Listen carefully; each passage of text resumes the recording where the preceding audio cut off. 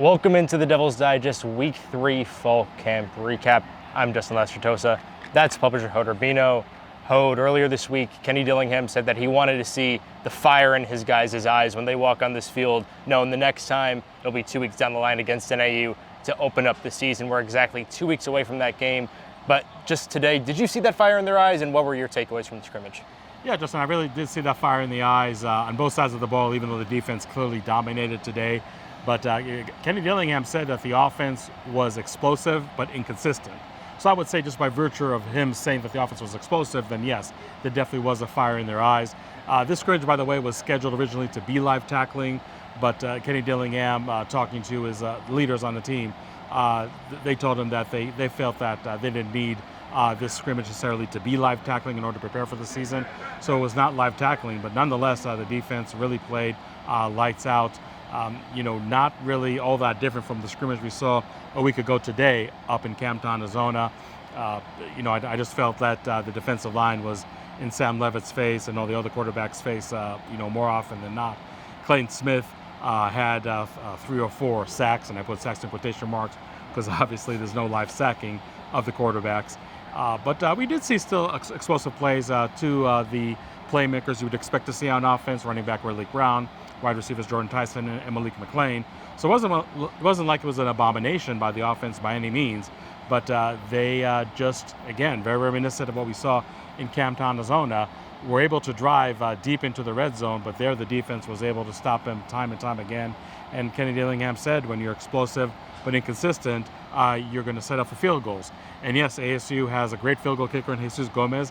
And today, by the way, Carson Kiefer is back up, took all the field goal attempts and was good, both of them just over 40 yards. But nonetheless, you just want this offense to really be putting the ball in the end zone rather than just through the uprights. But the defense, like I said, played really, really well. Zaris Fiaseo at linebacker, Rodney Bimage at cornerback definitely had some big plays. There was also a pick six by defensive back Ben Alfeo, a true freshman who's been one of the standout true freshmen this entire fall camp. So, it's not really a time to hit the panic button or raise red flags because, after all, and I know we said this a lot, this is one of the best defenses we're going to see this century in Tempe. I would put this defense right up there with the 2013 defense that had the likes of Will Sutton, Carl Bradford, Demarius Randall. But also, I think when you have a defense that really not be really surprised by the offense by any means necessary, and they're already plenty talented and they're plenty experienced, that sometimes does take its toll, if you will, in scrimmages like this. But Kenny Dillingham said that he'd be more worried about if the offense was scoring left and right rather than what he's seeing right now, and the defense more often than not really having the upper hand in scrimmage situations. So not really a balanced effort today, but nonetheless, I really felt that the offense was able to show its teeth, was able to show what it's capable. And there's probably no greater group of people in Tempe than this ASU offense that cannot wait to see a different defense on the other side of the line of scrimmage. Yeah, Hode, you said it. This defense kind of just stacking these dominant days throughout camp, and the offense, as Kenny Dillingham said, explosive but not consistent. But Kenny also said that this team isn't just battling opponents this year, they're also battling 50 years of history, because you know it best, when ASU gets ranked in the top 15 in the preseason, things don't really end so well. But just looking at this team as camp kind of comes to a close, how would you kind of gauge the readiness level when they're ready to attack in 2 weeks? Yeah, I think this team is definitely ready. And I know, again, when you say a night like this from the offense, you may have some question marks when you read our report. But nonetheless, I feel that this offense is definitely capable of being explosive, definitely capable of really producing even more than it did last year as a whole. Because again, something we talked about a lot, just the depth and the quality of the playmakers on this side of the ball is greater than it was in 2024. So I would expect a better performance from the offense overall. And the defense, like we said, they had a great foundation in 2024 to build upon. So much veterans returning. We said it a million times. it's not only just losing one starter, but literally losing nobody from the 2 deep, and just being able to have some redshirt freshmen step up like Rodney Bimage, or having some transfers really able to make their mark early, like Kendrick Breedlove, for example, a nickel. This defense really, I feel, as a complete group, and can really be a unit that maybe more than last year, even though they put up great numbers, is really going to be able to impose their will on opponents more in 2025 than they did in 2024. Kenny Dillingham talked about things to clean up on offense in terms of false starts. I think there were about four false starts tonight in the scrimmage.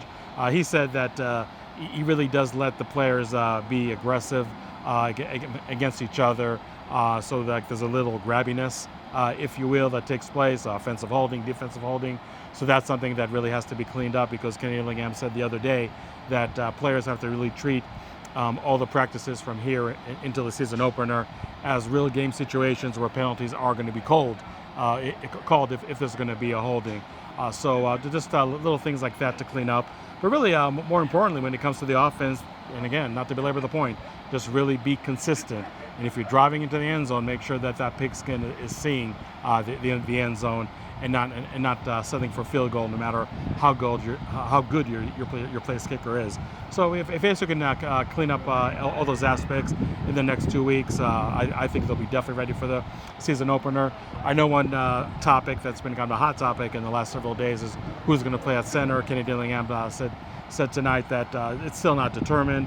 It's not only a matter of Wade Helton playing center and Ben Coleman really shifting to guard, but is that really going to be the best combination possible? Because Jameto Obigbo, the left guard transfer from Texas State, has had a good fall camp, and he's quote unquote the victim when Wade Helton does go to center and Ben Coleman goes to his old spotted left guard.